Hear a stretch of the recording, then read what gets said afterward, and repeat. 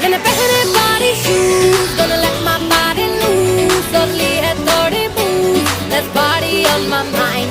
Hey hobby right, 'cause Saturday night, और music भी है right, there's party on my mind. You करते पारी शारी जैसे हो पहली बारी, सांसें थक जाए तो कहते चल भर ले तो, चिल्ला चिल्ला कह दो मस्ती की खोलो खिड़की, जैसे परवाना चलती कदमों को फिरकी दो, हाथों को ऊपर लो, आंखें दो बंद कर दो। पहने body shoes, gonna let my body loose. Slowly है थोड़ी booze, there's party on my mind. Hey hobby right, 'cause Saturday night, और music भी है right, there's party on my mind.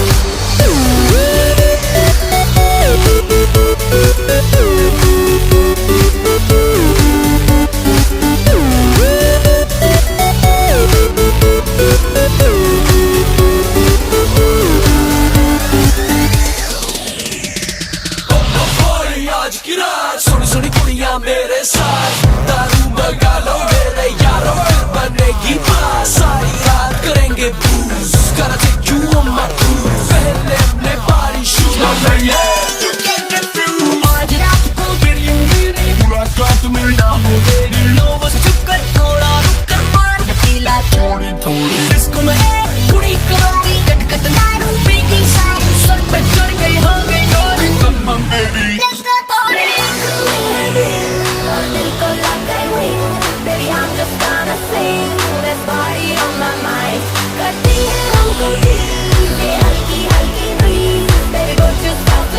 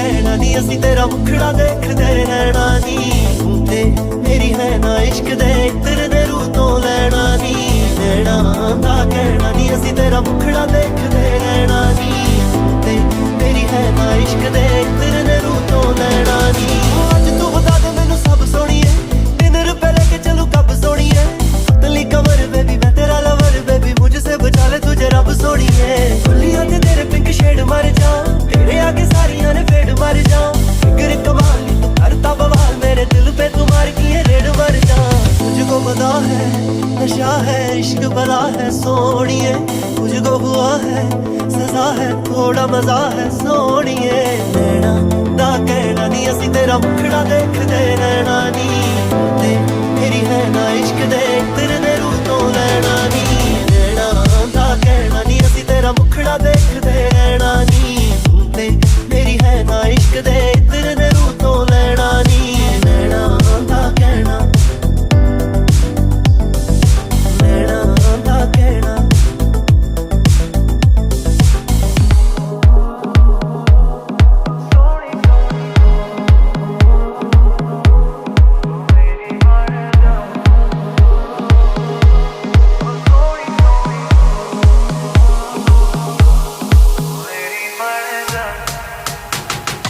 अखियां ले जाए मेरी जान ओ सोनी सोनी मुझको बचाए तेरी हाँ गल मेरी बन जा तू मेरी बन जा ये मिठी मिठी निंदरा का ख्वाब है तू है मेरा क्या कसूर तू दिंदी है सुकून जो तेरे नाल सिवा शराब है तू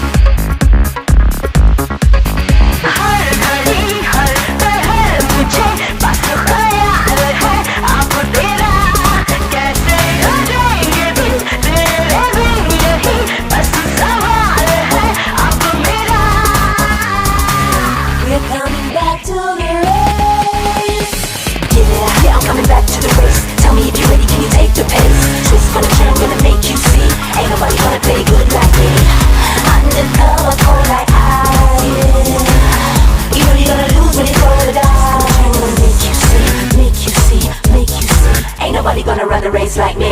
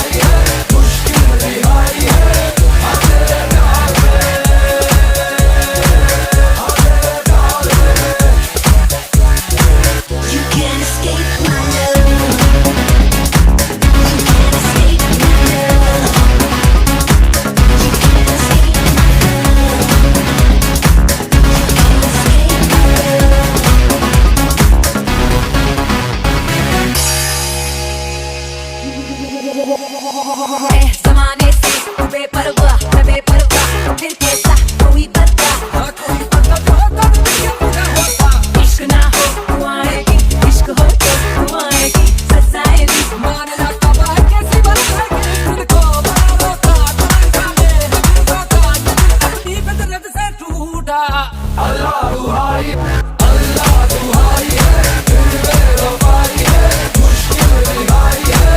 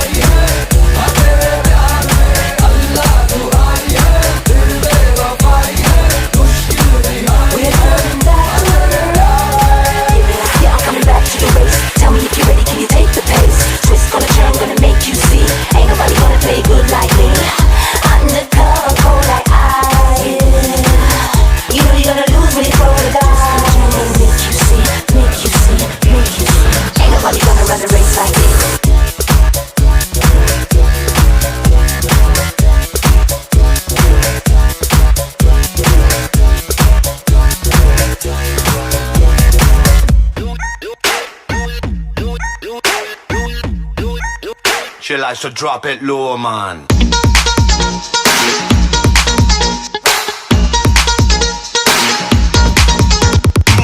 देखा जो बेबी तेरा नखरा तो दिल ये बोले नखरा लगे है टोटल वखरा तो दिल ये बोले मुझको लुभाती है जवानियां मस्ती लुटाती जिंदगानियां माँ मेरा कहना मेरा दिल चाहे बस तेरा ओले ओले ओले ओले ओले ओले जब भी कोई लड़की देखूं मेरा दिल दीवाना बोले ओले ओले ओले ओले ओले ओले मेरा नयारा झूम झूम के हाले हाले ओले ओले ओले ओले ओले ओले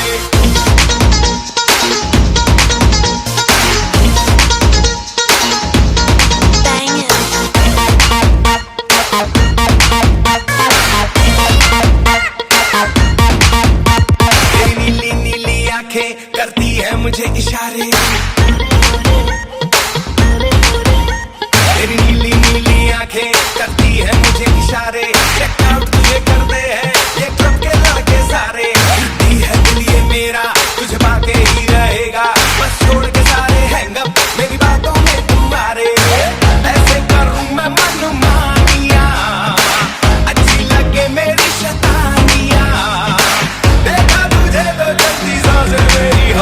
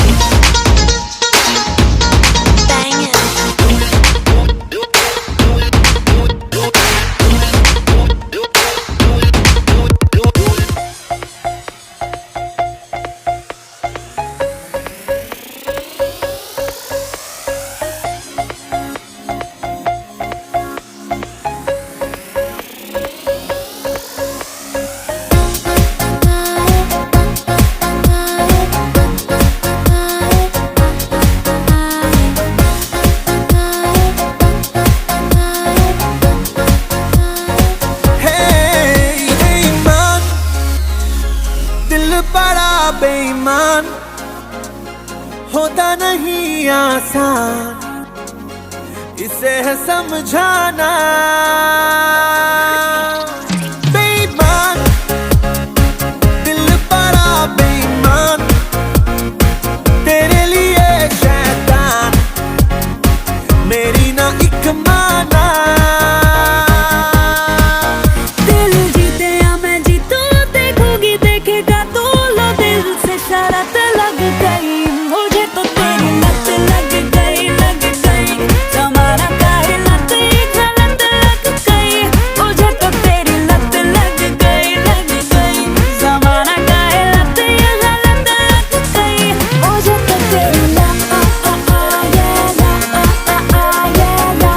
गलत लग गई मुझे तो तेरी लत लग गई मुझे तो तेरी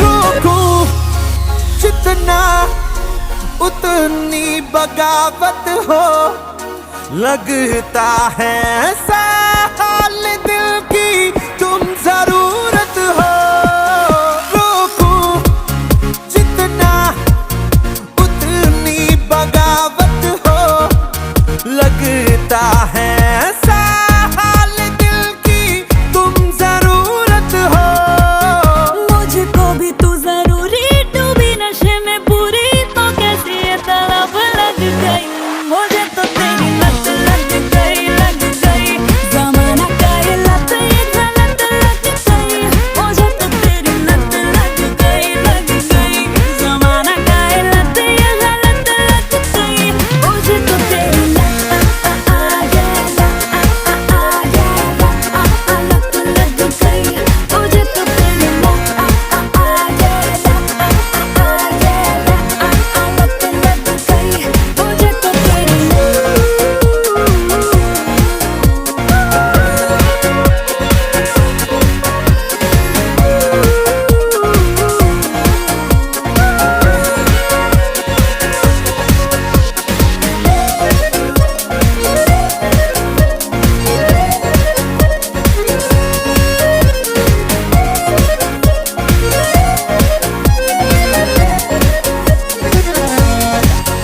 एक तू एक मैं एक बात हुई अपनी हैरान है क्यों सारा जहां जो रात हुई अपनी एक तू एक मैं एक बात हुई अपनी हैरान है क्यों सारा जहां जो रात हुई अपनी मुझसे तू आके मिला तो ये हुआ हंसना के साथ मोहब्बत लग गई मुझे तो तेरी लत लग गई जमाना काहे लत ये गलत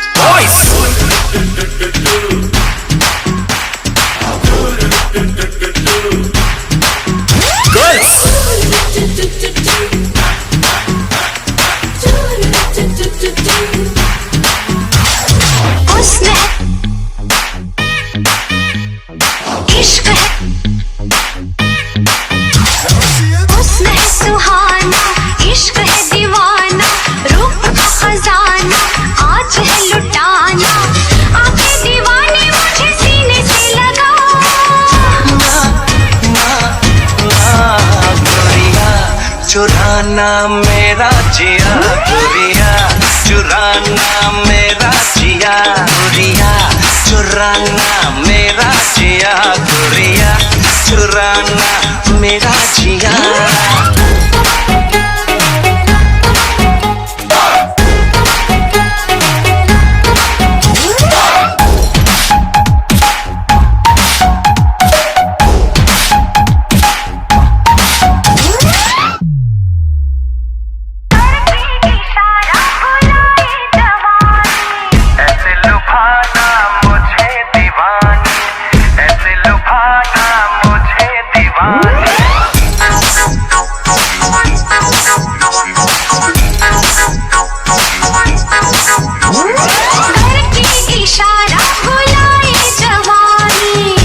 लुभाना मुझे दीवानी, ऐसे लुभाना मुझे दीवानी। आजा आजा ना आजा आजा ना दिल बजानी,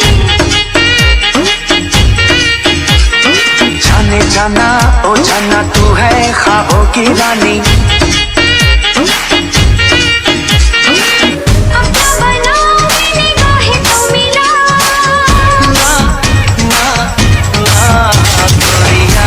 ने पागल मुझे किया गोरिया, ने पागल मुझे किया गोरिया, चुराना मेरा जिया गोरिया, चुराना मेरा जिया।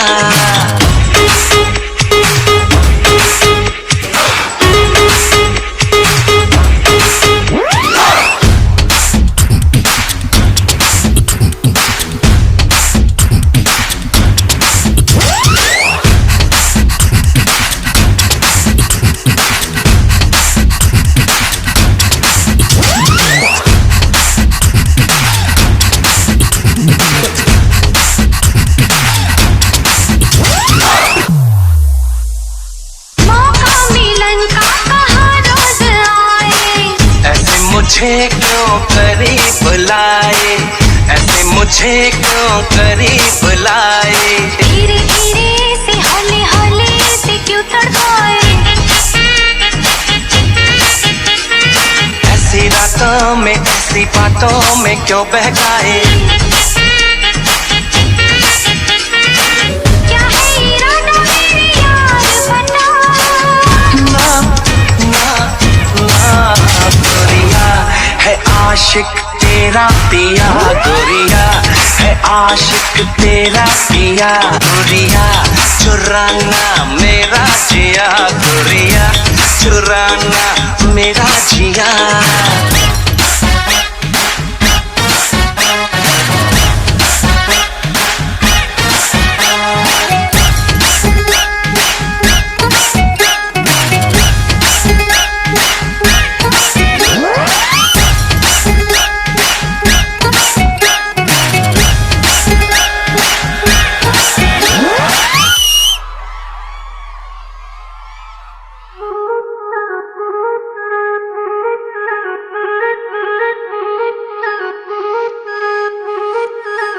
ओ लड़की डराती ना आंखें मिलाती, वो चश्मे लगा के रखती है, गर्मी जून की प्यासी खून की लड़के सुखा के रखती है। वो दिक्कत है कोई वो भला, उंगली पे निबंध नचा, बच के भरोसे मिल के करो जो करना, लग ना जाए सदमा। गोरे गोरे मुखड़े पे काला काला चश्मा, माँ माँ माँ माँ, गोरे गोरे मुखड़े पे काला काला चश्मा, माँ माँ माँ माँ, गोरे गोरे मुखड़े पे काला काला चश्मा, माँ माँ माँ। लगती है प्यारी राज दुलारी, थोड़ी थोड़ी हल्की थोड़ी सी भारी, बाल सुनहरी रंग पहाड़ी, ऐसी तो नारी 100 पे तो भारी, आंख में लारी जाल बिछारी, रेड में तो लगती लाल फरारी, तुझको चलाऊं 100 पे भगाऊं, आने न दूं मैं किसी की बारी। सुन के जरा इधर तो आ, मैं ही तेरा बल्लमा। गोरे गोरे मुखड़े पे काला काला चश्मा, माँ माँ माँ माँ, गोरे गोरे मुखड़े पे काला काला चश्मा, माँ माँ माँ माँ, गोरे गोरे मुखड़े पे काला काला चश्मा। नखर दिखाए बड़े घट नहीं जाए कोई घटना लड़के दीवाने किए ढिम के फलाने किए पांडिचेरी से लेके पटना सोचो थोड़ा ठीक से बाहर हो लीग से तेरे बस की न सजना दुनिया दीवानी की बढ़ाए परेशानी मेरी नहीं बनेगा तो मेरा मखना तूने मेरी जान अभी देखा ना करिश्मा देखा ना करिश्मा गोरे गोरे मुखड़े पे काला काला चश्मा माँ माँ माँ माँ गोरे गोरे मुखड़े पे काला काला चश्मा माँ माँ माँ माँ गोरे गोरे मुखड़े पे काला काला चश्मा माँ माँ माँ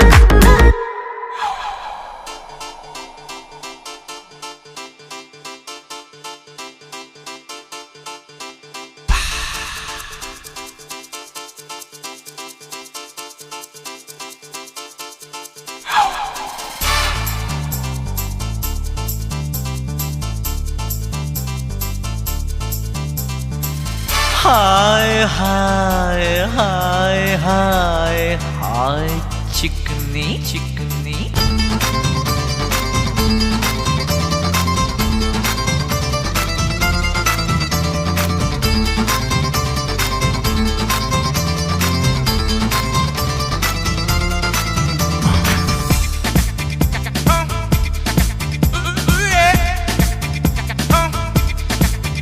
कोई पाल से गया कोई तार से गया कोई जान से गया कोई जहान से गया कोई हार से गया कोई तार से गया कोई जान से गया कोई जहान से गया लुट गई सारी कंट्री इश्क दी गली विच नो एंट्री इश्क दी गली विच no entry no no no no no no no no no no no no no no no entry no no no no no no no no no entry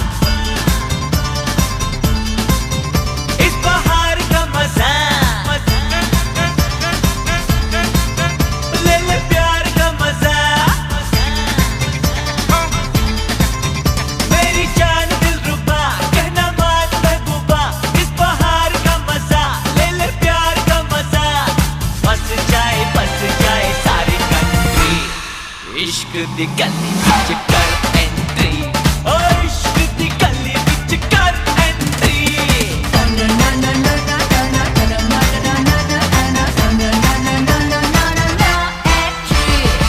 कहते हैं यारा दिल तारा दिल का लगाना है जरूरी जाने जा इश्क बिना तो सबकी कहानी है अधूरी चोरी चोरी मुलाकातें मुलाकातें मुलाकातें ये मोहब्बत की बातें हाँ बातें चोरी चोरी मुलाकातें ये मोहब्बत की बातें कभी करके तो देख जरा इश्क दी गली विच कर एंट्री ओ इश्क दी गली विच कर एंट्री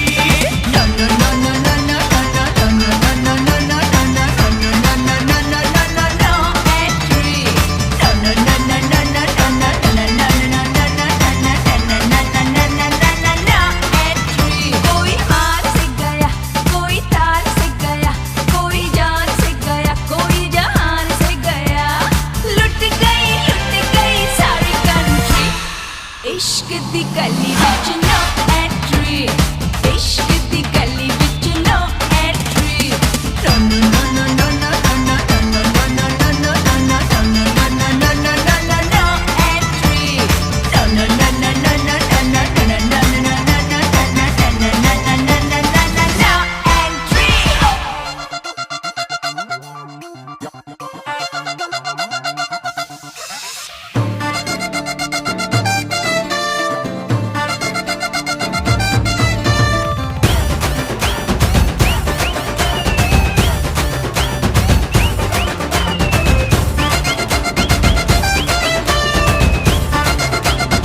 उड़न छू छू मैं चिड़िया फिरंगी बलम तू देश मौसम्बी उड़न छू छू मैं चिड़िया फिरंगी बलम तू देश मौसम्बी दिल की आदतें बंदर छाप है खाली पीली छत पे चढ़े चढ़ के उतर जाए हरदम मोड़ में लल्लन टाप है जिंदगी में गिनता है 1 2 3 4 5 चल धतिंग नाच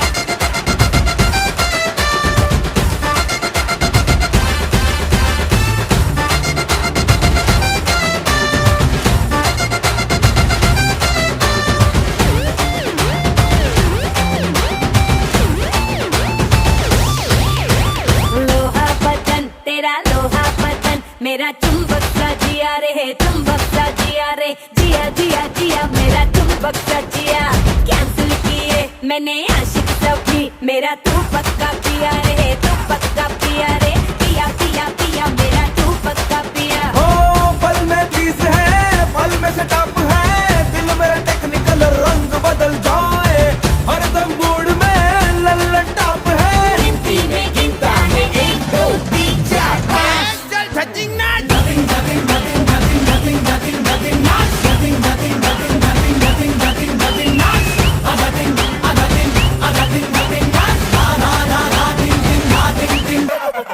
चिकी चिकी चबी चबी बात करे लवी डबी जानू मेरी ठुमका मारे ढोल बजे ताशा खोलू हर ताला वाला तू है मेरी चाबी चाबी आई देखो दुनिया सारी देखने तमाशा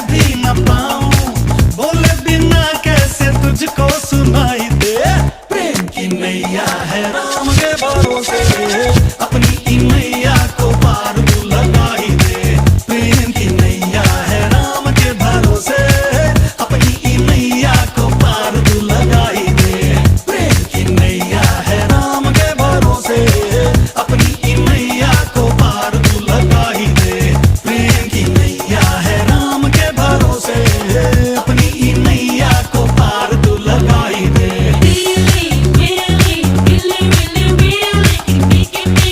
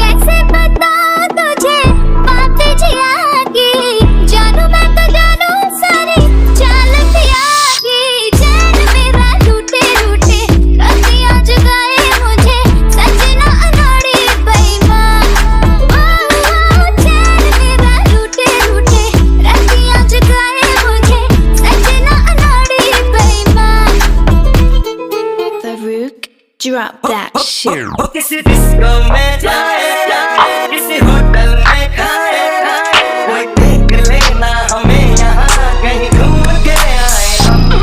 चलो इश्क लड़ाए, चलो इश्क लड़ाए, चलो इश्क लड़ाए सनम। चलो इश्क लड़ाए, चलो इश्क लड़ाए, चलो इश्क लड़ाए सनम। किसी डिस्को में जाए, किसी होटल में खाए, कोई देख लेना हमें यहाँ कहीं घूम के आए हम। चलो इश्क लड़ाए, चलो इश्क लड़ाए, चलो इश्क लड़ाए सनम। चलो इश्क लड़ाए, चलो इश्क लड़ाए, चलो इश्क लड़ाए सनम।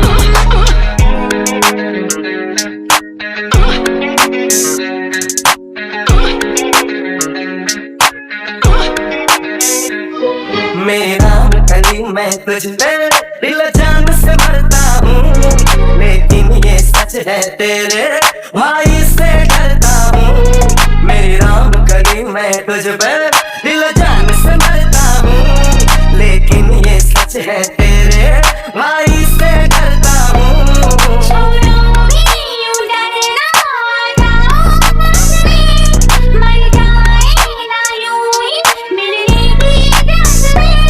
कोई देख लेना हमें यहाँ कहीं घूम के आए हम।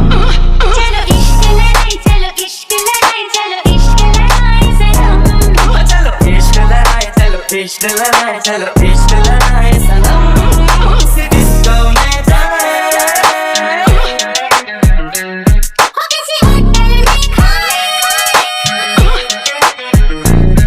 किसी डिस्को में जाए, किसी होटल में खाए, कोई देख लेना हमें यहाँ कहीं घूम के आए हम। चलो इश्क लड़ाए, चलो इश्क लड़ाए, चलो इश्क लड़ाए सनम। चलो इश्क लड़ाए, चलो इश्क लड़ाए, चलो इश्क लड़ाए सनम। चलो इश्क लड़ाए, चलो इश्क लड़ाए, चलो इश्क लड़ाए सनम। चलो इश्क लड़ाए, चलो इश्क लड़ाए, चलो इश्क लड़ाए सनम।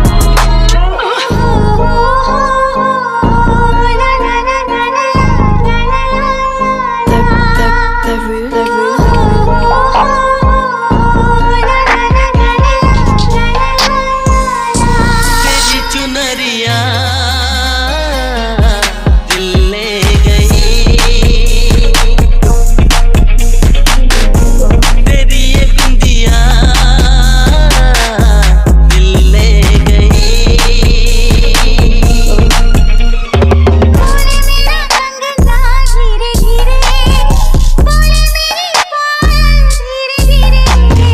बोले तेरा कंगना धीरे धीरे, बोले तेरी पायल धीरे धीरे, तेरी चुनरिया दिल ले गई,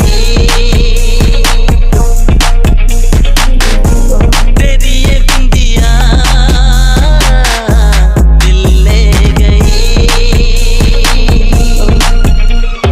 तुमसे मिलकर ये जाना है, होता क्यों दिल ये दीवाना है।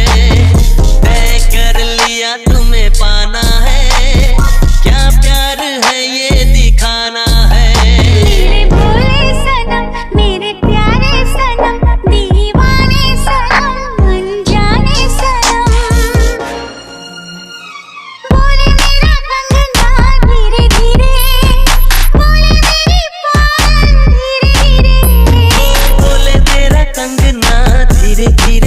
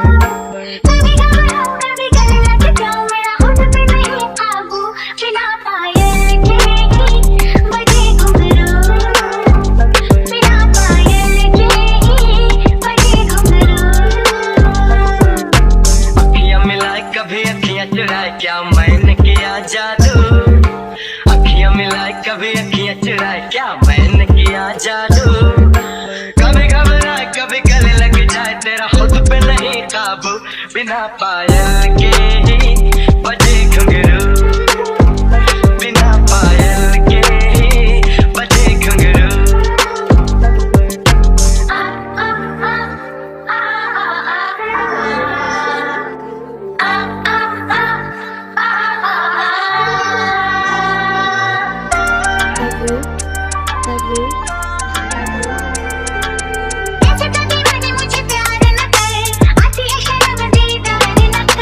चैन चुरा के तकरार न कर, तुझको कसम इनकार न कर,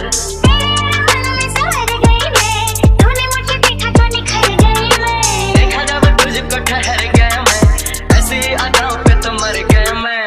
अखियां मिलाऊं कभी अखियां चुराऊं क्या तूने किया जादू, अखियां मिलाऊं कभी अखियां चुराऊं क्या तूने किया जादू, कभी घबराऊं कभी गले लग जाऊं मेरा खुद पे नहीं काबू, बिना पायल के ही बजे घुंघरू, बिना पायल के ही बजे घुंघरू।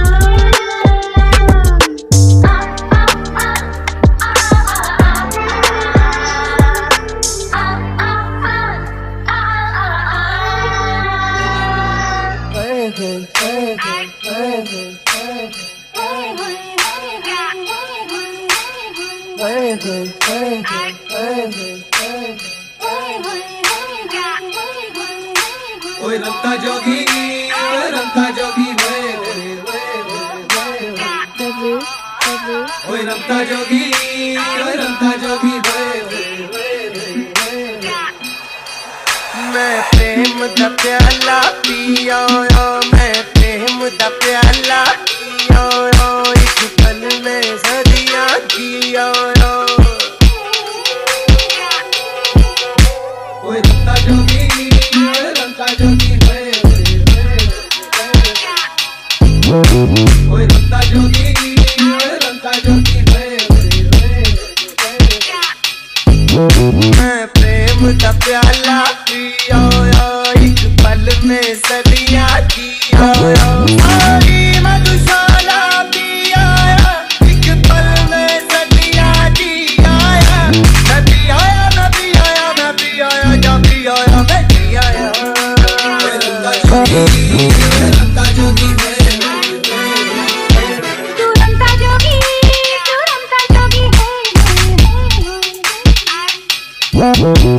रंता जोगी है, तू रंता जोगी है, तू प्रेम दा प्याला पिया है, तेरे दिल विच पिया, तू प्रेम दा प्याला पिया है, तेरे दिल विच पिया। सारी मधुशाला पिया, एक पल में सदियां जिया। मैं भी आया मैं भी आया मैं भी आया जा भी आया मैं जी आया। तू रंता जोगी ओए रंता जोगी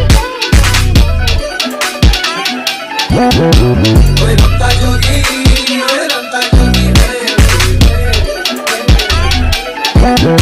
ये जोगिया किस कारण, ये रोगिया किस कारण, ये जोगिया किस कारण, ये रोगिया किस कारण। एक जोगन देखी मस्ती में, एक मौज उठी तो मस्ती में। एक जोगन देखी मस्ती में, एक मौज उठी तो मस्ती में। दिल भी आया मैं भी आया, मैं प्रेम बयाना भी आया। मैं भी आया मैं जी आया, मैं प्रेम बयाना भी आया मैं जी आया।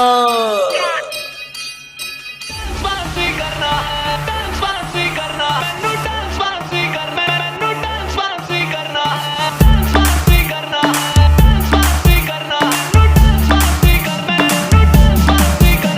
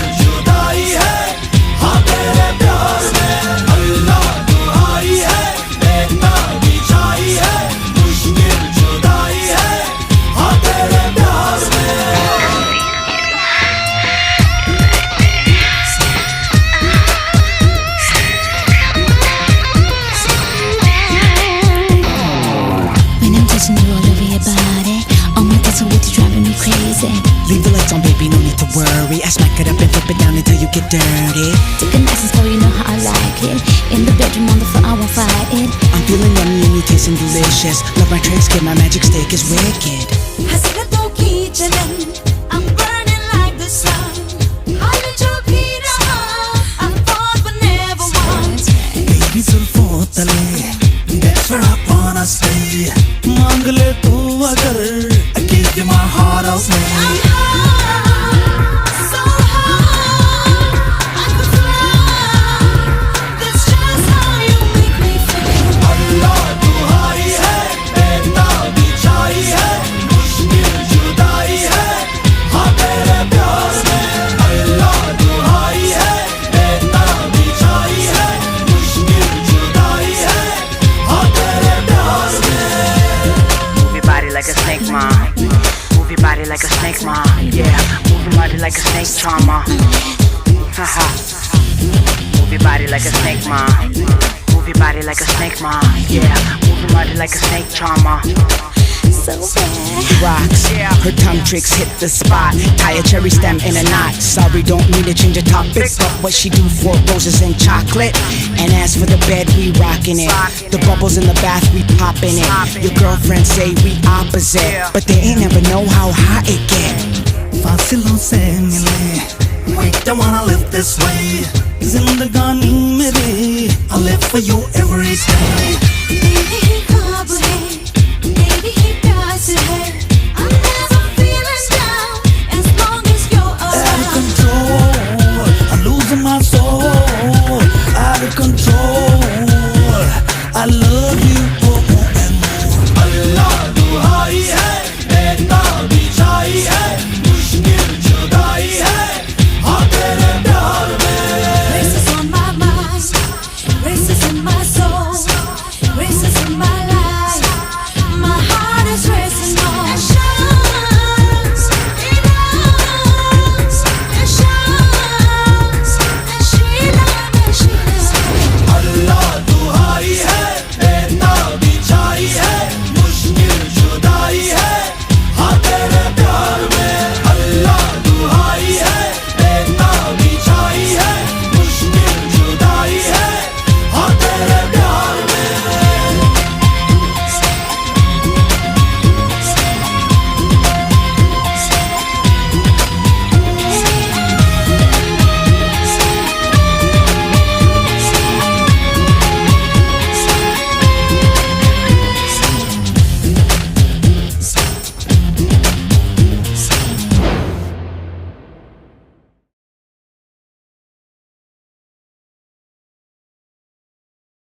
Five, 4, 3, 2, 1, start. Studio microphone Constantinople. The city that refused to fall. For centuries, the city known as Constantinople was not just a city. It was an idea, it was a dream, and for many, it was a challenge sent by history itself. Built where Europe meets Asia, standing between two worlds, Constantinople was more than stone and walls. It was the key to continents. And whoever controlled it, controlled history.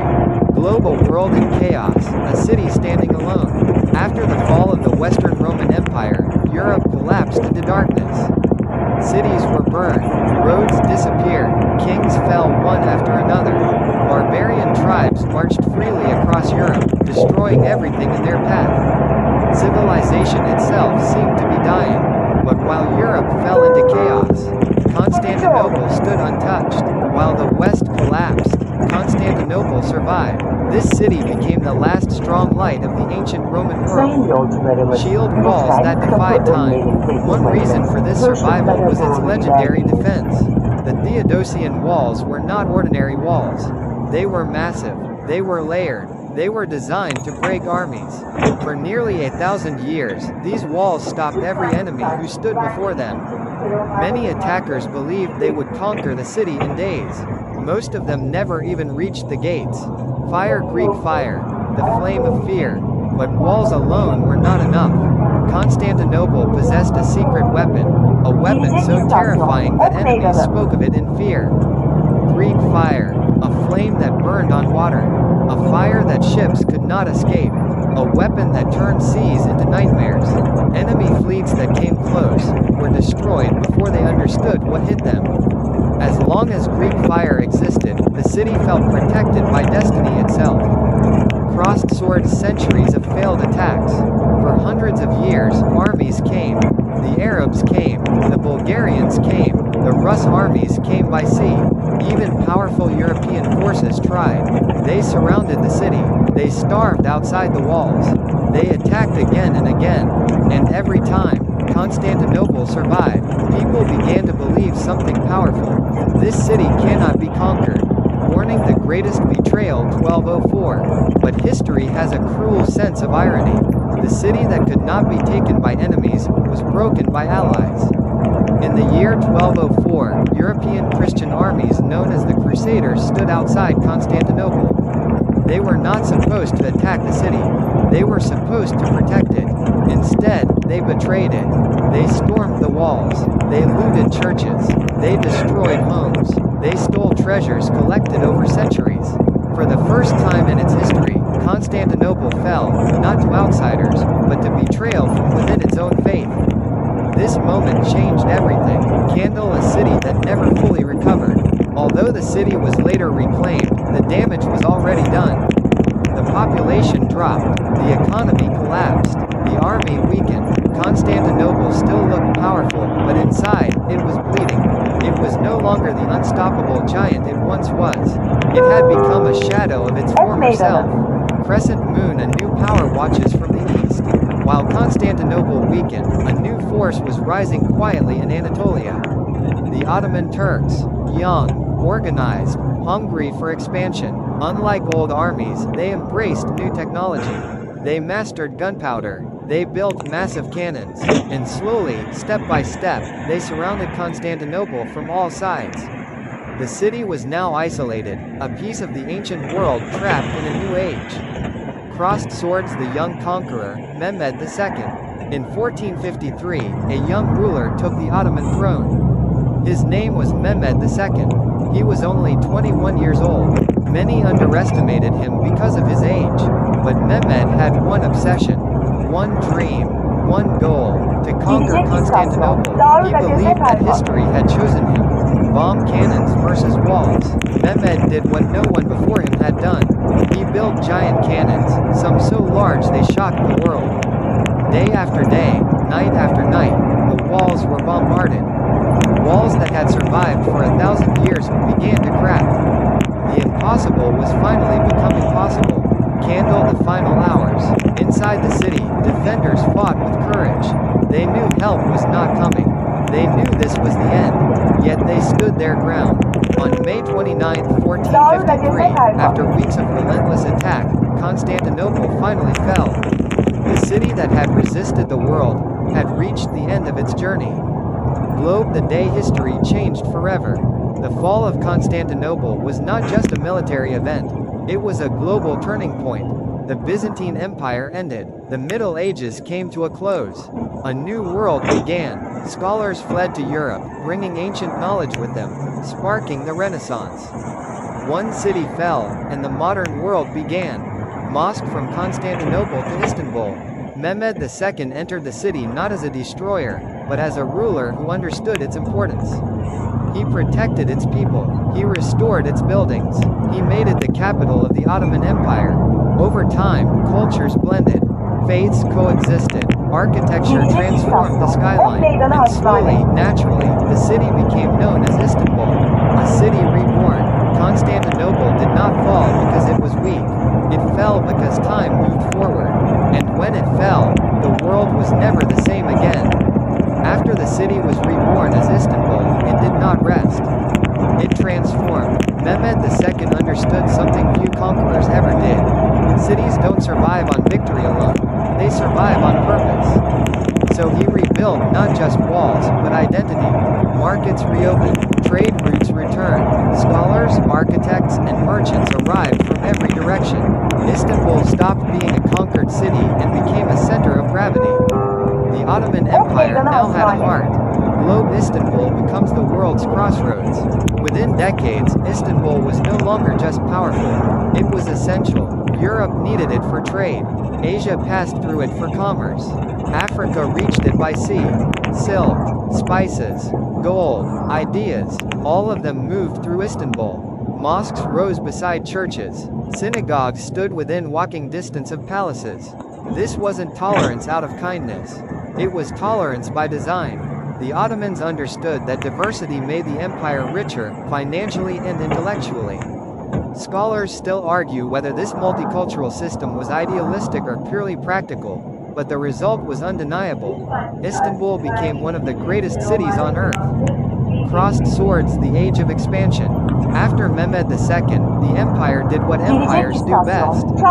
It expanded. Under rulers like Selimai and Suleiman the Magnificent, the Ottomans conquered vast lands. The Balkans, the Middle East, North Africa. At its height, the Ottoman Empire stretched across 3 continents. And Istanbul sat at the center of it all, a city where decisions reshaped the world. This was not just military power. It was legal reform, architecture, and administration. Suleiman wasn't called the Magnificent only for his wars, but for his laws. Laws that brought order to diversity. Rules that allowed different peoples to live under one empire. Mantelpiece clock when power begins to slow. But empires, like cities, age. By the 17th century, the world began changing faster than the Ottomans could adapt. Europe industrialized. New trade routes bypassed Istanbul. Technology shifted the balance of power. The empire still looked strong, but cracks had begun to form. Corruption crept in. Military reforms lagged behind Europe. Internal revolts weakened control. Istanbul remained beautiful, but beauty alone doesn't stop decline. Scholars still debate whether the Ottoman decline was inevitable or simply mismanaged, but history agrees on one thing. The empire was falling behind a world that no longer waited. Globe the empire becomes the sick man. By the 19th century, Europe gave the Ottoman Empire a cruel nickname, the sick man of Europe. Territories were lost. Foreign powers interfered. Debt chained the empire's future. Istanbul was still alive, but now it carried the weight of survival, not dominance. Reforms were attempted. Western ideas entered politics. Education changed, but change came too slowly. The old empire could not hold the new world. Collision World War I, the breaking point. When World War I erupted, the Ottoman Empire chose a side. And it chose wrong. The war drained its strength. Its lands were occupied. Its future was dismantled on paper by foreign powers. Istanbul itself was occupied by Allied forces. For the first time since 1453, the city was no longer fully in Turkish hands. It felt like history was finished, but without hope. Sunrise, the birth of modern Turkey. Out of that collapse, a new figure emerged. Mustafa Kemal Ataturk. He rejected the old empire. He rejected foreign control. He rejected the past, not out of hatred, but out of necessity. Through war and resistance, a new nation was born in 1923. The Republic of Turkey. The capital moved to Ankara, but Istanbul remained the soul. A city shaped by empires, now belonging to a nation. Mosque Istanbul today. A living timeline. Today, Istanbul is not frozen in history.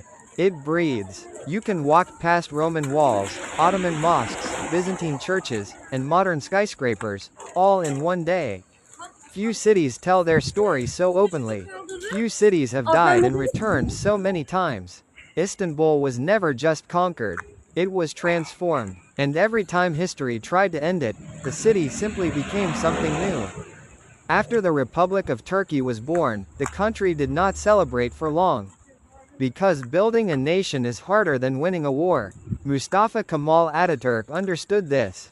He knew that Turkey could not survive by living in the shadow of empires. So he did something radical. He turned the country away from the past and forced it to face the future. Sunrise, a nation rewritten. The Ottoman Caliphate was abolished. Not gently, not slowly, but decisively. Religion was separated from the state. Western laws replaced old imperial systems. The Arabic script was abandoned for Latin letters. People woke up in a country that looked familiar but felt completely new. For many, it was liberation. For others, it felt like losing a piece of their soul. Scholars still argue whether Ataturk saved Turkey or severed it from its roots. But history agrees on one thing: Turkey survived because it changed. Mosque Istanbul watches in silence. Even though Ankara became the capital, Istanbul never lost its gravity. It was no longer the political heart, but it remained the cultural conscience. The city watched reforms unfold from a distance. Minarets still pierced the skyline. Church bells still rang quietly. The Bosphorus still carried ships between continents. Istanbul didn't argue with the future. It adapted, balanced scale between east and west. Turkey now stood where it always had, between worlds.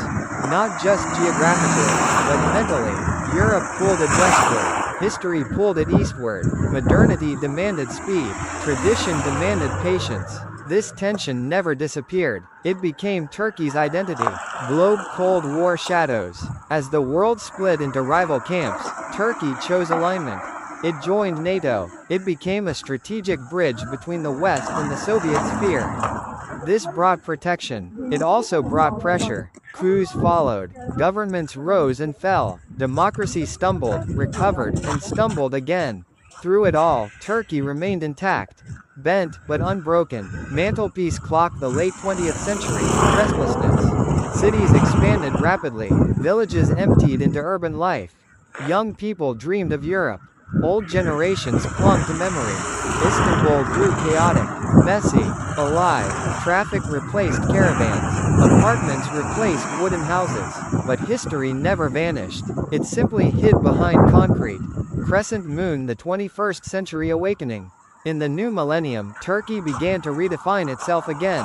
Economically stronger, politically louder, culturally confident. Debates returned, about identity, religion, freedom, power.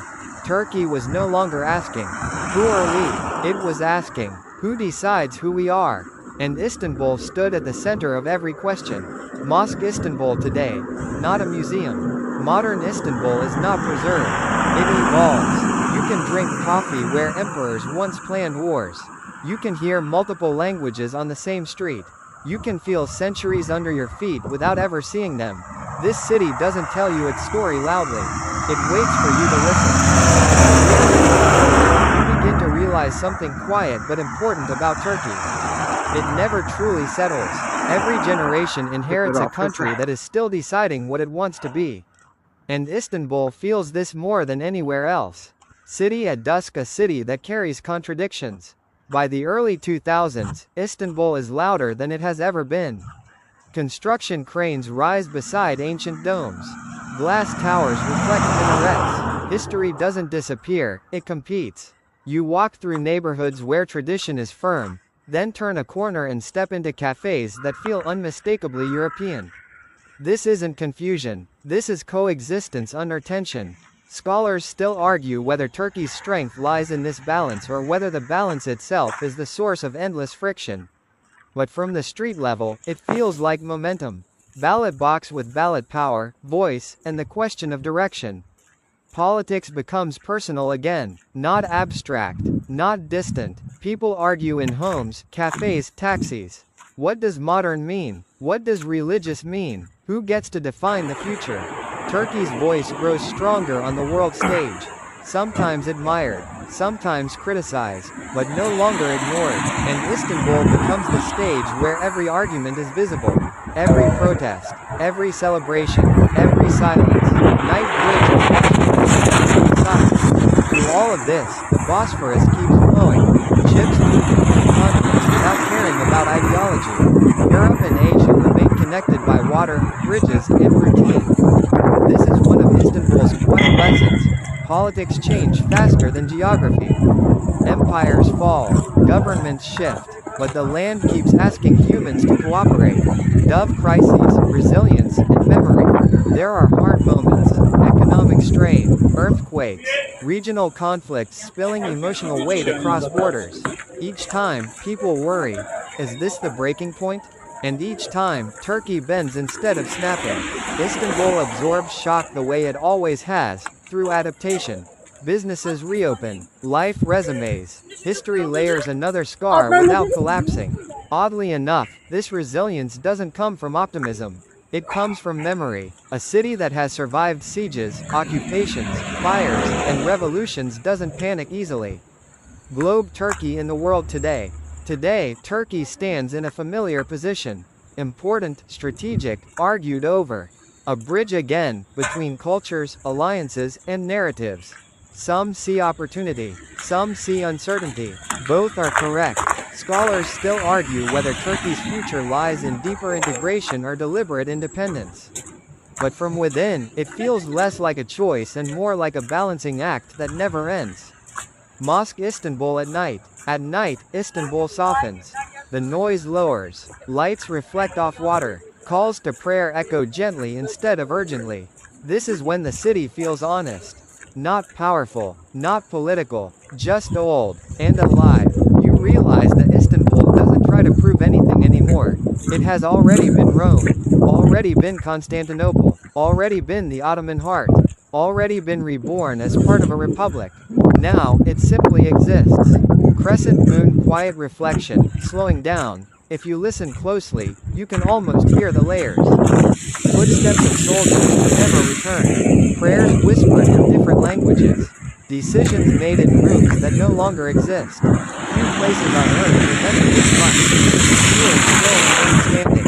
And as the city settles into the late hours, you begin to sense something that history books never explain properly. Turkey isn't loud about its past anymore. It carries it quietly. Crescent moon when history stops moving. There comes a moment, usually late at night, when Istanbul stops trying to be impressive. Tourists thin out. Streets exhale. The city's edges soften. You realize that Istanbul no longer needs to prove that it was important. It already knows. Empires once fought to own this place. Now people simply live in it. That might be the greatest transformation of all. Compass a country that learned patience. Modern Turkey has learned something difficult.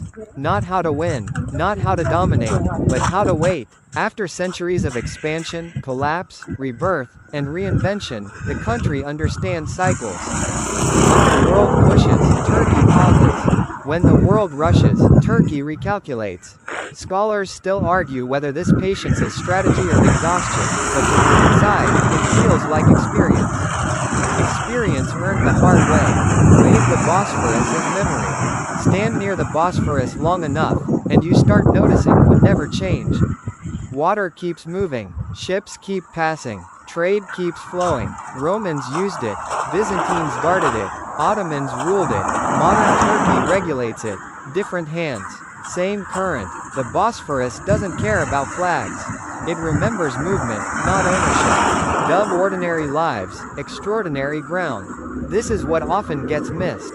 Most of Turkey's story today isn't written by leaders or speeches. It's written by ordinary people. By shopkeepers opening early. By families arguing over dinner. By students planning futures that may not look like the past. They walk over layers of empire without stopping to name them. History becomes background noise, and that's a sign of ruin. It doesn't sleep, it drifts. At night, Istanbul doesn't sleep the way other cities do. It drifts. Lights flicker instead of shutting off. Sounds fade but don't disappear. The city feels like it's remembering something without needing to say it out loud. You can sit by the water and feel both very small and strangely safe. Few places give you that combination.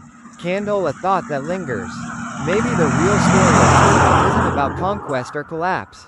Maybe it's about continuity, about staying present while the world keeps demanding change, about carrying contradiction without letting it tear you apart. That's not weakness, that's endurance. And now, as the city finally quiets down, you let the story rest.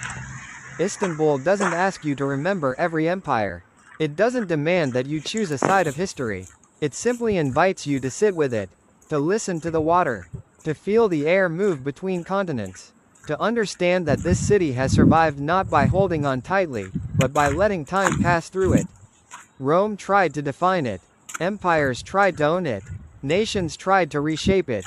And yet, Istanbul remains. Not frozen, not finished, Just present. Maybe that's the lesson Turkey leaves you with tonight. That identity can be layered. That history can be heavy without being loud. And that survival doesn't always look like victory. Sometimes, survival looks like continuity. So as the lights fade and the city settles into its familiar rhythm, you let the story drift away. No urgency, no conclusions forced, just a city breathing, and you, quietly listening. Sleep well, history will still be there tomorrow. End of story. Crescent Moon.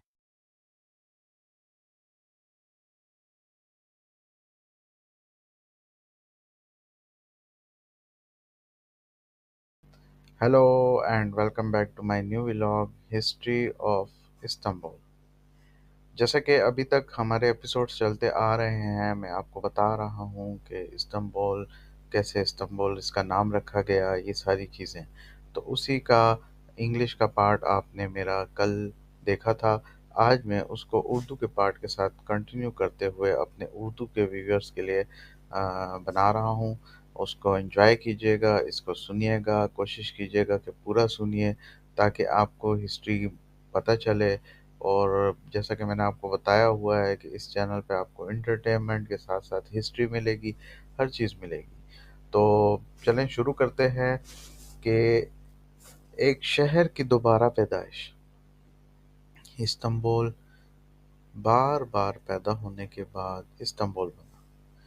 तो कुस्तुनतनिया से Istanbul तक जब सुल्तान मोहम्मद फ़ातेह कुस्तुनतनिया में दाखिल हुआ, आपको पहले मैं बता चुका हूँ, जो कि जंग हुई थी, यूरोप की जंग हुई थी। यूरोप बहुत बार मार खाने के बाद, यूरोप हमला पे दर पे हमलों के बाद जब यूरोप को मुख्तलिफ़ हिस्सों में बांट दिया गया, तो कुस्तुनतनिया पे भी हमले हुए। बहुत सारे हमले होने के बाद आखिरकार कुस्तुनतनिया पे कब्ज़ा कर लिया गया और वो कब्ज़ा किया मोहम्मद फ़ातेह ने, सुल्तान मोहम्मद फ़ातेह। तो वो एक दुनिया तबाह करने वाले फ़ातेह नहीं था, बल्कि एक ऐसा हुक्मरान था जो शहर की अहमियत को समझता था। उसने लोगों की हिफाजत की, इमारतों को दोबारा आबाद किया और इस शहर को उस्मानी सल्तनत का दारुल हुकूमत बना दिया। ये सिर्फ एक फतह नहीं थी, ये एक नए दौर की शुरुआत थी। दुनिया का मरकज़ बनता हुआ ये शहर, जिसका नाम कुस्तुनतनिया था, वक्त के साथ इस्तांबुल मतलब कुस्तुनतनिया सिर्फ ताकतवर नहीं रहा, बल्कि लाज़मी बन गया यूरोप के लिए तिजारत का दरवाज़ा, एशिया के लिए गुज़रगाह और अफ्रीका के लिए समंदरी रास्ता। रेशम, मसाले, सोना और ख़यालात सब इस्तांबुल से गुज़रते थे। मस्जिदें, गिरजाघर और यहूदी इबादतगाहें एक ही शहर में साथ साथ मौजूद थीं। ये बर्दाश्त रहम की वजह से नहीं था, बल्कि हिकमत हमली थी। उस्मानी जानते थे कि तनूए ताकत को बढ़ाता है। ये जो तनु होता है, ये ताकत को बढ़ाता है। उस्मानी सल्तनत का अरूज। मोहम्मद फ़ातेह के बाद उस्मानी सल्तनत फैलती चली गई। सुल्तान सलीम अव्वल और सुलेमान अली शान के दौर में सल्तनत 3 बरे-आज़मों तक फैल गई: बल्कान, मशरिक़ वस्ती और शुमाली अफ्रीका। इस्तांबुल यानी कि कुस्तुनतनिया दुनिया के फैसलों का मरकज़ बन गया। सुलेमान को अज़ीम सिर्फ फतूहात की वजह से नहीं, बल्कि कवानीन की वजह से कहा गया। कवानीन जिन्होंने मुख्तलिफ कौमों को एक निज़ाम में रखा। अब जैसा कि आप जानते हैं कि हर दौर की जैसे कि उनकी इब्तिदा होती है, उनकी इंतहा होती है, उसके साथ साथ उसका ज़वाल भी होता है। और ख़ासकर हम मुसलमान रहनुमाओं का जो है तो ज़वाल कुछ वजूहात की वजह से आता है। पूरी दुनिया में अगर कहीं पे अंग्रेज़ रहनुमा या ब्रिटिश या कोई भी यूरोपियन रहनुमा आते हैं, तो वो मुल्कों को तरक्की देते हैं। लेकिन यहाँ पे हमारे यहाँ जब रहनुमा आते हैं तो उनकी कोशिश होती है कि वो अपनी ऐश व इशरत पे काम करें। हालांकि इन लोगों ने बहुत काम किया। सल्तनत उस्मानी में इस्तांबुल यानी कुस्तुनतुनिया बहुत अजीम शहर बन गया, लेकिन फिर भी कुछ कमियां ऐसी थीं कि जो रह गई। तो उन कमियों को पूरा करने के साथ साथ उनको वो लोग कोशिश कर रहे थे कि उसको ठीक करें। मतलब ऑलरेडी दुनिया तमाम दुनिया के फैसलों का मरकज़ कुस्तुनतुनिया को ही बना दिया गया, लेकिन फिर भी कुछ रहनुमाओं, कुछ मतलब मशरिक़ वस्ता से लोग आ रहे थे, शुमाली अफ्रीका से लोग आ रहे थे, बल्कान से लोग आ रहे थे। तो मिक्स ट्राइब के होने के साथ साथ यहाँ पे बहुत ज़्यादा मसाइल बढ़ते गए। लोगों का आपस में रुझान कम होता गया। लोग मिक्स कल्चर्स में बड़े होने लगे। मतलब नस्लें परवान चढ़ने लगी मिक्स कल्चर्स में, जिसकी वजह उनकी गुमराही, अ, उनकी आप कह सकते हैं कि वो ज़वाल की तरफ जाने लगे। तो अब मैं आपको बताता हूँ कि हम इस्तांबुल कुस्तुनतुनिया की ज़वाल की शुरुआत कब हुई। तो लेकिन हर सल्तनत की तरह उस्मानी सल्तनत भी उम्र रसीदा होने लगी, उसकी उम्र बढ़ने लगी। इसको मतलब लोगों ने पुराने तर्ज का करने लगे, क्योंकि इसमें किसी किस्म की तरक्की, किसी किस्म की जो दुनिया जिस तरीके से आगे बढ़ रही थी, इसको आगे बढ़ना मुश्किल हो रहा था। अगर आप आजकल के भी इस्तांबुल को स्टडी करें तो बेशक वो कुछ तरक्की पजीर ममालिक से, जैसे कि पाकिस्तान, बांग्लादेश, अफ़गानिस्तान, और बहुत सारे मुल्क हैं जिनसे वो बहुत आगे है। वो तरक्की में इन मुल्कों से बहुत आगे है। लेकिन हम ये कह सकते हैं कि मतलब वो यूरोपियन ममालिक से, हालांकि वो यूरोपियन बाउंड्रीज़ के साथ टच है, बाउंड्रीज़ के साथ बिल्कुल मिला हुआ है, लेकिन फिर भी उसमें एक बहुत इंतहा किस्म की कमी थी जो कि उसको इनसे पीछे कर रही थी। यूरोपी सनती इनकलाब में दाखिल हो गया। यूरोपी यूनियन सनती इनकलाब में दाखिल हो गया। उनके नए नए किस्म की तजारतें, ट्रेड्स, बिजनेस और मुख्तलिफ चीज़ें परवान चढ़ने लगी।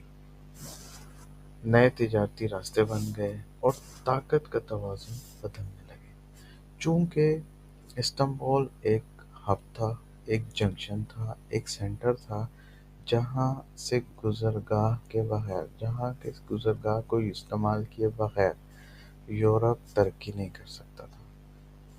इसी तरह यूरोप ने अपने लिए तजारती मराकज़ बनाए और अपने आप को मजबूत करने के लिए उसने और बंदरगाहों से अपने ताल्लुकात अच्छे किए।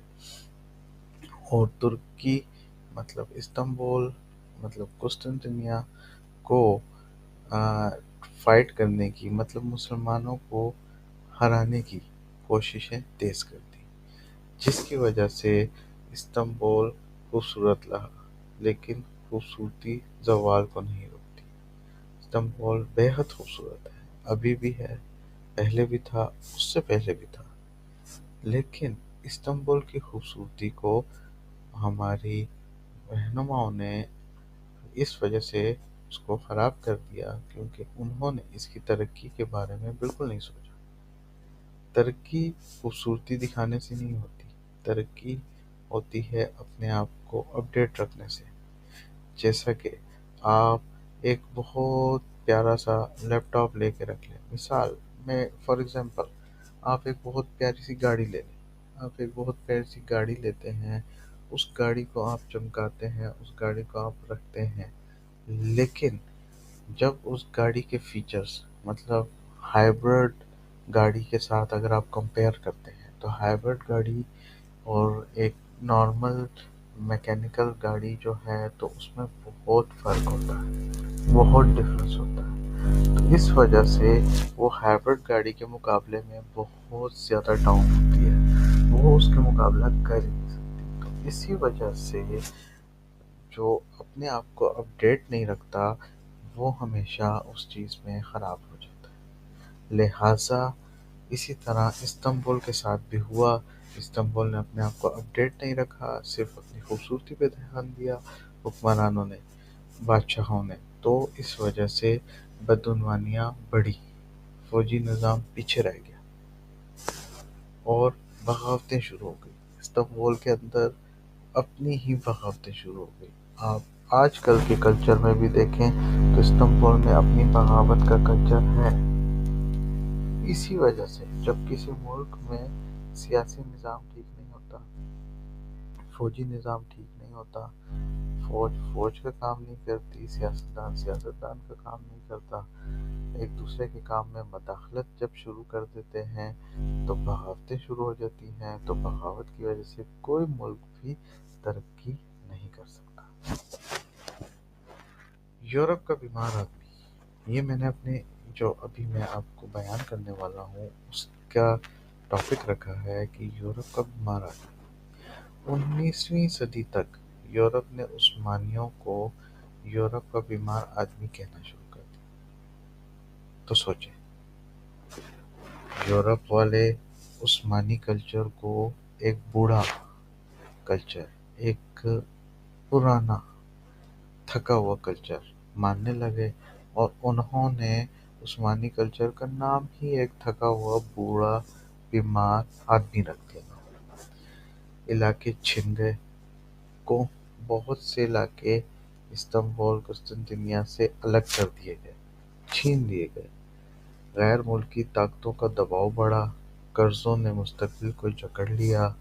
इस्तांबुल जिंदा था लेकिन अब ताकत की नहीं, बका की अलामत था। सिर्फ इस्तांबुल इस्तांबुल था क्योंकि उसका नाम कुस्तुनतुनिया था, इसके लोग कांस्टेंट थे। जैसा कि मैंने आपको पिछले वीडियो में बताया था, अगर आपने नहीं देखी आप जाके वो देखें, उसमें मैंने इसकी हिस्ट्री बताई थी कि इसका नाम कैसे कुस्तुनतुनिया पड़ा, फिर उसके बाद कैसे नाम बदला। तो ये चीज़ें मैंने बताई हुई हैं, तो आप उसको जाके देखें।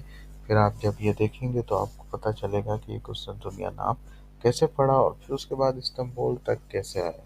ठीक है, तो बका की अलामत थी, बस एक शहर था। ठीक है, जस्ट एक खूबसूरत सा शहर रह गया। इस पे कर्जे बढ़ गए, इस पे हर चीज़ बढ़ गई। तरक्की के बजाय वो उसकी तरक्की की जो लकीर थी वो नीचे की तरफ झुकने लगी। तो इस वजह से ये इस्तांबुल कुस्तुनतुनिया अपनी ताकत को खोने लगा। फिर हुई पहली जंग अजीम, आखिरी ज़र्ब। वो डूबते को जो तिनके का सहारा था वो भी छीन लिया गया। कैसे? पहली जंग अजीम में उस्मानी सल्तनत ने गलत फरीक का साथ दिया, जंग ने उसे निचोड़ दिया, ज़मीनें छिन गईं और मुस्तकबिल कागज़ पर तकसीम हो गया। इस्तांबुल पर इत्तेहादी अफवाज का कब्जा हो गया। इसके बाद पहली बार 1453 में ये शहर तुर्कों के मुकम्मल इख्तियार में नहीं रहा। पहली जंग अज़ीम के बाद ये शहर अपनी बका को खो दिया क्योंकि इन्होंने गलत हरीफ का साथ दे दिया। वो हार गया, वो उस जंग को हार गया और 1453 में पहली बार इस्तांबुल यानी कुस्तुनतुनिया तुर्कों के हाथ से छूट गया। फिर पै दर पै हमले, पै दर पै बगावतें, मुख्तलिफ किस्म के जद्दोजहदें, हर चीज़ होने में 500 साल गुजर गए। करीब आधी सदी, आधी 5 सदियाँ, करीब 5 सदियाँ गुजर गई। इस्तांबुल फिर पैदा हुआ। जदीद जो तुर्की आज हम देख रहे हैं उसकी पैदाइश 1923 में हुई। इसी में लिए एक नया रहनुमा बगावतों से गुजरता हुआ, पॉलिश होता हुआ एक नया रहनुमा जिसका नाम मुस्तफा कमाल अतातुर्क था, वो मैदान में आए। उन्होंने बाकी सल्तनत को ख़त्म किया, खिलाफत को ख़त्म किया, एक नई रियासत की बुनियाद रखी जिसको जमहूरियत तुर्की का नाम दिया गया, और ये 1923 में वजूद में आया। दारुल हुकूमत अंकारा मुंतकिल हो गया, लेकिन इस्तांबुल अब भी रूह था।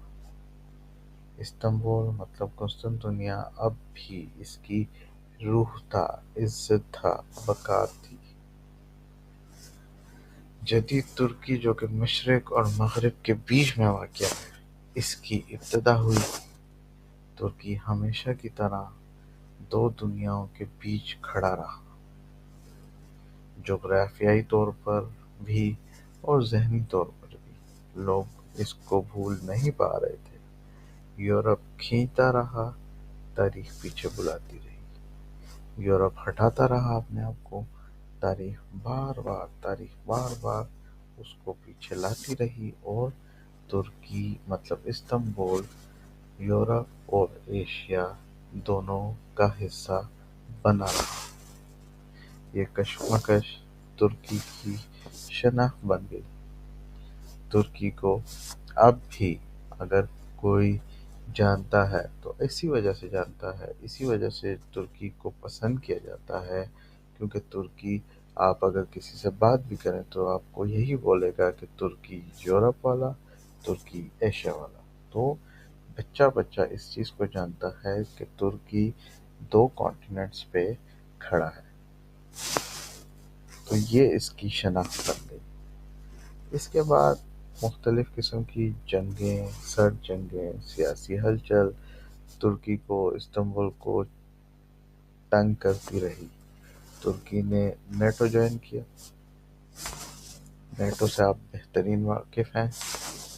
स्ट्रेटेजिक पुल बन गया, लेकिन साथ ही फौजी बगावतें, सियासी अदम इस्तेहकाम और जमहूरियत की आजमाइशें बहुत आईं। फिर भी मुल्क टूटा नहीं, झुका लेकिन बिखरा नहीं।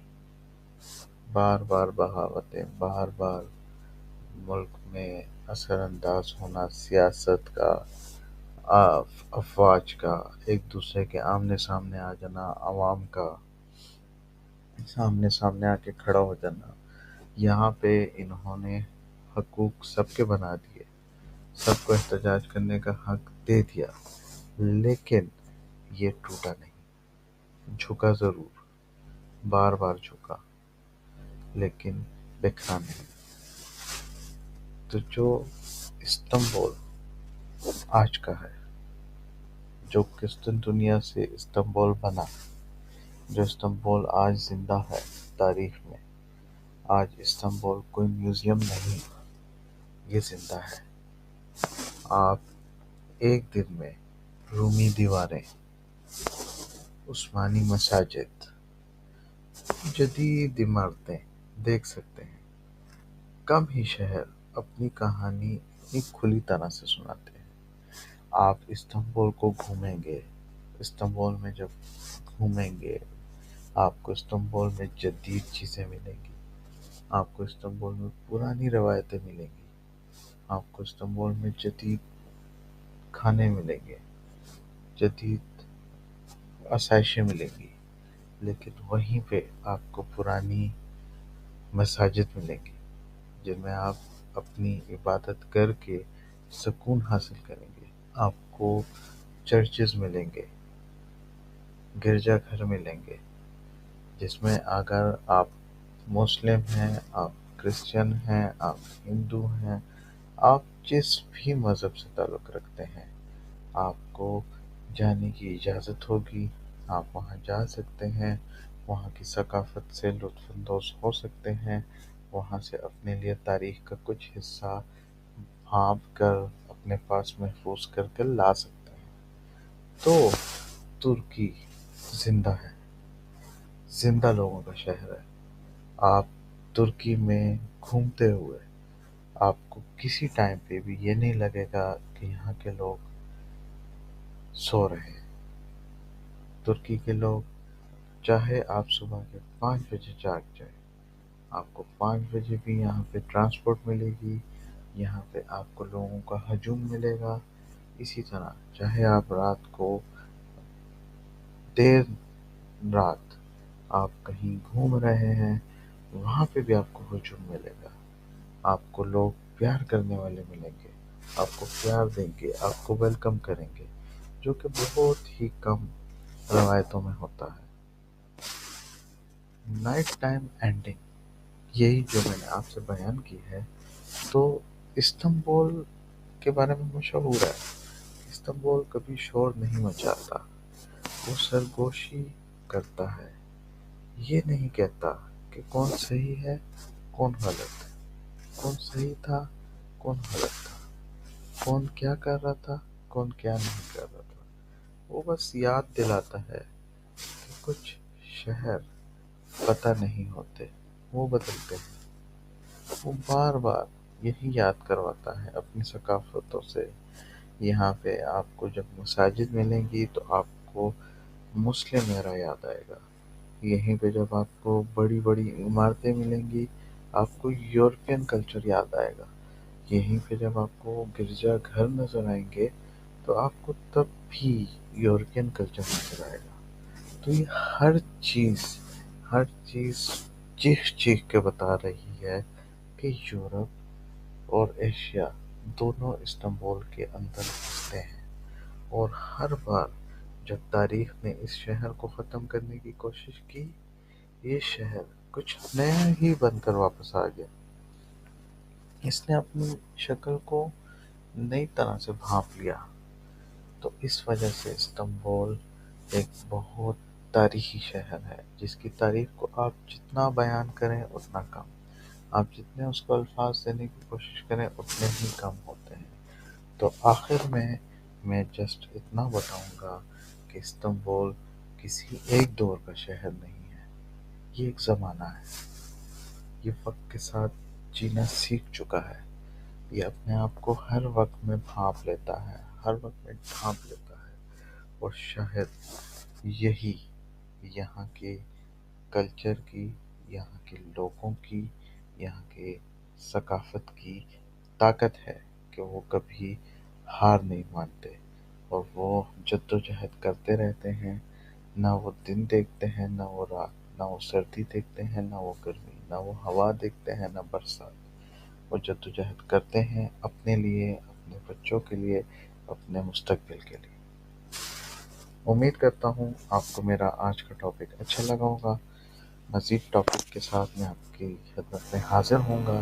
तब तक आप मेरे चैनल को सब्सक्राइब करें, लाइक करें, शेयर करें और कोशिश करें आप मेरे साथ अगर दुनिया घूमना चाहते हैं तो मैं आपको इसी तरह की हिस्टोरिकल बातें और हिस्टोरिकल हिस्ट्री बताकर आपको लुत्फ़अंदोज़ करूँगा और आपकी मालूमात में इजाफ़ा करवाऊँगा। मेरा आज का बस का सफ़र रात से दिन में तब्दील हो गया और अब मैं दोबारा इसको रात में तब्दील करके इस वीडियो का इख्तिताम करता हूँ। आपका शुक्रगुज़ार हूँ, आपने मेरी वीडियो देखी, आपने मुझे सुना। आप इस चैनल को लाइक करें, सब्सक्राइब करें और शेयर कर दें। Thank you so much. Allah हाफ़िज़।